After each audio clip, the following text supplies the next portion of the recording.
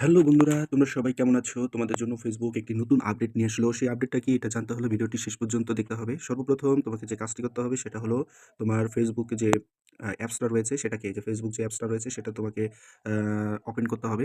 Facebook open করার পর তারপর তোমার এই প্রোফাইলে চাপ দিতে হবে। কোথায় চাপ দিবে তুমি বলো? এই যে প্রোফাইলে চাপ দিতে হবে।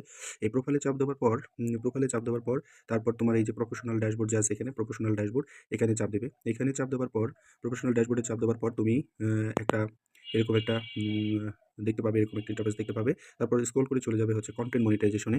কনটেন্ট মনিটাইজেশন এ চাপ দেওয়ার পর তুমি উপরের দিকে খেয়াল করে দেখো। উপরের দিকে তুমি এই বিষয়টা দেখতে পাবে। উপরের দিকে যে এই বিষয়টা তুমি খেয়াল করো। উপরের দিকে যে এই বিষয়টা তুমি খেয়াল করবে।